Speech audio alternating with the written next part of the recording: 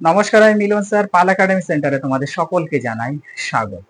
আমি আজকে আবার নিয়ে এসেছি তোমাদের কাছে দশম শ্রেণী গণিত দ্বিঘাত করণীর আজকে তোমাদের কোষে দেখি 9.2 এর পার্ট 1 এর ক্লাস আমি শুরু করতে চলেছি। আজকের এই টিউটোরিয়ালটিতে তোমাদের এই অধ্যায়ের এক দাগের 1, 2, 3, 4, 5 পাঁচটি অঙ্ক তোমাদের রয়েছে। এই টিউটোরিয়ালটিতে এই 5টি অঙ্ক কিভাবে করতে হবে এই নিয়ে আজকে তোমাদের সাথে আলোচনা করব। তাহলে চলো আর সময় নষ্ট করব না, আমরা সরাসরি চলে আসি এক দাগের নাম্বার 1 অঙ্কটি। দেখো কি বলেছে।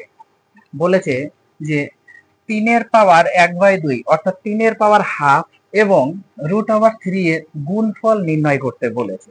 ওকে, দেখো তাহলে কিভাবে করতে হবে। নাম্বার 1 এ আমাদের 3 এর পাওয়ার হাফ ইনটু 3 এর পাওয়ার হাফ ইনটু √3 এইটাকে আমাদের গুণ করতে বলেছে। আমরা কি জানি বলতো? আমরা প্রত্যেকেই শিখেছি যখন তোমাদের কোষে দেখি 9.1 এর এই অধ্যায়টি আমি পার্ট 1 এর ক্লাস দিয়েছি, তখন কিন্তু আমি বলেছি যে এটা যা আছে থাক, 1/2 আছে থাক, ইনটু √3। রুট মানে হচ্ছে কিন্তু ভিতরে যে থাকবে তার পাওয়ার সবসময় 1/2 হয়। এটাকে √3 মানে স্কয়ার রুট বলা হয়, স্কয়ার রুট বলা হয়। ওকে, তাহলে ভিতরে যে থাকবে তার পাওয়ার সবসময় 1/2 হবে। √3 মানে তার পাওয়ার হাফ। এখন তোমরা সূচকের অঙ্ক করেছো না ক্লাস 9 এ? সূচকের নিয়ম অনুযায়ী কি হয়, যদি বেস সেম থাকে অর্থাৎ গুণের ক্ষেত্রে তখন কি হয়, পাওয়ারে পাওয়ারে যোগ হয়ে যায়। তাহলে বেস সেম, পাওয়ারে পাওয়ারে যোগ, 1/2 প্লাস 1/2, তার মানে হাফ টাকা প্লাস হাফ টাকা। এটা যদি তোমরা একটু ক্যালকুলেশন করো তাহলে কিন্তু 3 এর পাওয়ার 1 আসবে। কি করে? কারণ হাফ প্লাস হাফ যোগ করলে তো একই হয়। কিংবা লসাগু করো, 1/2 প্লাস 1/2 লসাগু করো, 2 হবে লসাগু। উপরে 1 প্লাস 1 থাকবে, তাহলে উপরে 2 হবে, বাই নিচে 2, তাহলে 2 দিয়ে কেটে গেলে অলরেডি 1 আসবে।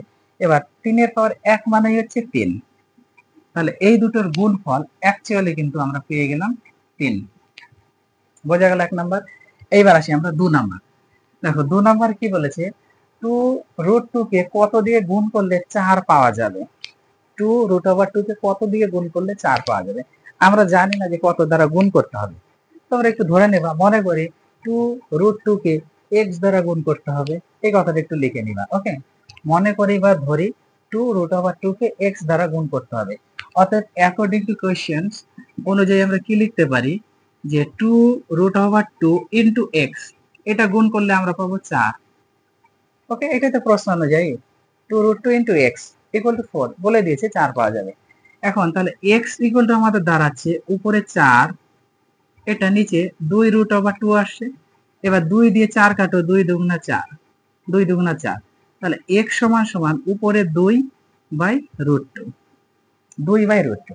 ওকে, এটা যদি তোমাদের অ্যান্সার না থাকে, এটা হচ্ছে অ্যান্সার। যদি না থাকে তাহলে এটা আরেকটা রূপ করা যাবে। x ইকুয়াল টু, দেখো এই যে 2 আছে না, এই 2 কে কিন্তু আমরা লিখতে পারি উপরে √2 ইনটু √2 হিসাবে লিখতে পারি, বাই নিচে যা আছে থাক।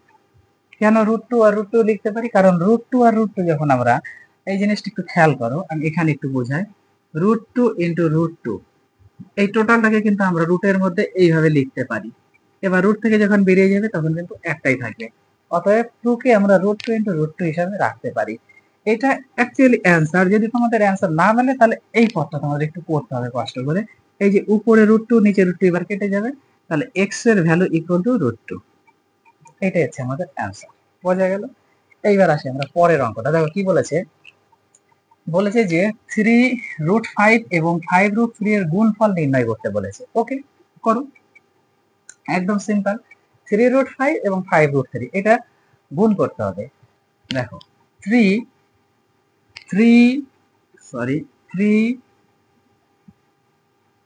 3√5 ইন্টু 5√3 এই দুটোর গুণ করতে বলেছে। কোনো সমস্যা নাই তো, সংখ্যা তো আমরা গুণ করতেই পারি। সংখ্যাকে গুণ করে দিই, 3 আর 5 যদি গুণ করি 3 5 15, ইন্টু তার সাথে √5 ইন্টু তার সাথে √3 থাকবে গুণ হিসাবে। ওকে, এখন এই জিনিসটাকে আমরা এইভাবে লিখতে পারি না, 5 গুণ 3 রুটের মধ্যে লিখতে পারি। 15 তো বাইরে আছে, বাইরেই থাকবে। এবার 5 গুণ 3 রুটের মধ্যে লিখতে পারি, তাহলে এর উপরে রুট হয়ে গেল, এর উপরে রুট হয়ে গেল, তাহলে এইটা কিন্তু অ্যাকচুয়ালি দাঁড়ালো 15 রুট ওভার 15, 15 রুট ওভার 15, বোঝা গেল? তাহলে 15 রুট ওভার 15 কাদের গুণফল? এই দুটোর গুণফল। ক্লিয়ার? তাহলে তিনটে অঙ্ক আশা করি তোমাদের কোনো সমস্যা নেই। এইবার আসি আমরা 4 নম্বর অঙ্কে। দেখো কি বলেছে, √6 into √15 equal to x root over 10 হলে আমাদের এক্স এর মান বের করতে বলেছে। দেখো √6 আর √15 equal to x root over 10, এটা হলে আমাদের এর মান বের করতে বলছে। আচ্ছা, আগে অঙ্কটা আমরা একটু পাঠিয়ে নিই। √6 into √15 equal to x root over 10 আছে, এখান থেকে আমাদের এক্স এর ভ্যালুটা বের করতে হবে। ওকে, আচ্ছা কোনো সমস্যা নেই। আমাদের √6 কে যদি একটু ভাঙিয়ে নেই, √3 ইন্টু √2 করতে পারি। √3 ইন্টু মানে রুটের মধ্যে 3 ইন্টু 2 আমরা লিখতে পারি, কিংবা √3 ইন্টু √2 আমরা লিখতে পারি। এবার 15 কাজ আমরা লিখতে পারি 5 ইন্টু 3। ওকে, তাহলে এটা এক্স আছে থাক, 10 আমরা লিখতে পারি 5 গুণ 2, 5 গুণ 2 লিখতে পারি না? এখন পরের লাইনে কিন্তু আমরা এই পদগুলোকে এমন ভাবে লিখতে পারি, কিভাবে বলো তো? এই টোটাল পদটাকে কিন্তু রুটের মধ্যে লিখতে পারি না? রুটের মধ্যে লিখতে পারি, কিংবা এইভাবে না লিখে এটা এইভাবে ভাঙিয়ে দাও, √2 ইন্টু √3 হিসাবে রাখো, ইন্টু এটা √5 হিসাবে রাখো, ইন্টু √3 হিসাবে রাখো, কোনো সমস্যা নেই। ইকুয়াল টু এক্স ইন্টু এটাকে √5 হিসাবে রাখো, এটাকে √2 হিসাবে রাখো। অনেক ভাবে করা যায়, অনেক পদ্ধতিতেই করা যাবে, এমন না যে করা যাবে না। তো এইটা করলে কি হবে, আমরা সরাসরি কেটে দিতে পারবো। দেখো একদম কাটাকুটি যায়, বোথ সাইড থেকে দেখো √5 কাটা গেল, √2 কেটে গেল, তাহলে আমাদের কিন্তু আছে এখানে √3 ইন্টু √3 ইকুয়াল টু এক্স। এবার পরের লাইনে আমরা এক্সটাকে একটু আগে রাখি এবং √3 গুণফলকে আমরা একটু এইভাবে লিখি। দুটো রুটের মধ্যে ছিল, এবার একটা রুটের মধ্যে আমরা নিয়ে নিয়েছি। পরের লাইনে আমরা কি পাচ্ছি, এক্স ইকুয়াল টু পাচ্ছি এক জোড়া আছে মানে একটা। তোমরা জানো যে এক জোড়া থাকলে একটা বের হয়, যেমন আমি এটার ক্ষেত্রে একটু তোমাদের এক্সপ্লেইন করলাম। তো এটাও যা এটাও তা, তাই না? তাহলে এক্স এর ভ্যালু হচ্ছে 10। এইবার বলেছে দেখো √5 প্লাস √3 আর √5 minus √3 equal to 25 minus x square. একটি সমীকরণ হলে এক্স এর মান নির্ণয় করতে হবে। ওকে, একদম সিম্পল, ঘাবড়াবে না, কোনো কিছু দেখে ঘাবড়াবে না, শুধু এইটা আগে তোমরা একটু পাতাও, এই পদটা একটু পাতাও। কি আছে দেখো, √5 plus √3 into √5 minus √3 equal to 25 minus x square, এটা আছে 25 মাইনাস এক্স স্কোয়ার আছে। এখান থেকে আমাদের এক্স এর মানটা বের করতে হবে। ওকে, এটাকে যদি এ ধরি আর এটাকে যদি বি ধরি, তাহলে কি দাঁড়াচ্ছে, এ প্লাস বি ইন্টু এ মাইনাস বি।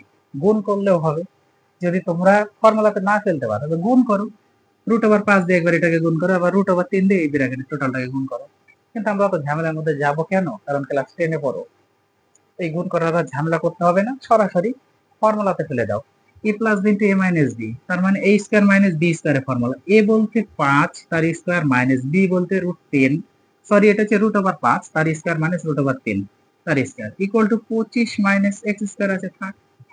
পরের লাইনে √5 এর যদি স্কোয়ার করি, তার মানে দুটো √5। এবার দুটো √5 থাকলে, যেমন এটার ক্ষেত্রে আমি বললাম, এটার ক্ষেত্রে বললাম, একটা রুটের মধ্যে আমরা ঢুকিয়ে নিব, তাহলে একটা রুটের মধ্যে ঢুকালে দুটো 5, একটা বেরিয়ে যাবে, এটা সেম 3 বের হবে, equal to 25 minus x square. বোঝা গেল? পরের লাইনে যদি আমরা করি, মানে 5 থেকে 3 চলে গেল। আচ্ছা এই পদটা একটু আমরা, আচ্ছা থাক এখানে, তাহলে 2 হচ্ছে equal to 25 minus x square হচ্ছে। পরের লাইনে দেখো 2 আছে থাক, 25 এইদিকে নিয়ে আসো, মাইনাস কত 25 হবে, equal to minus x square হচ্ছে। পরের লাইনে বিয়োগ করলে মাইনাস 23 হচ্ছে না, minus 23 equal to minus x square হচ্ছে, minus 23 equal to minus x square, minus minus কেটে গেল বোথ সাইড থেকে। তাহলে পরের লাইনে আমরা লিখতে পারি x square equal to 23, x square equal to 23 আমরা লিখতে পারি, তো 23 লিখতে পারি।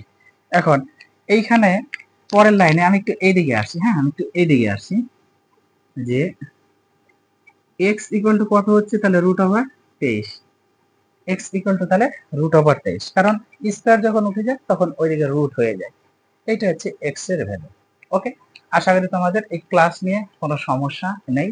তাহলে এটা পার্ট 1 এর ক্লাস হয়ে গেল, তোমরা একটু রিভাইজ করো, প্র্যাকটিস করো। আমি আবার আসবো পরবর্তী পার্ট নিয়ে। তাহলে আজকের মতো এখানে শেষ করছি।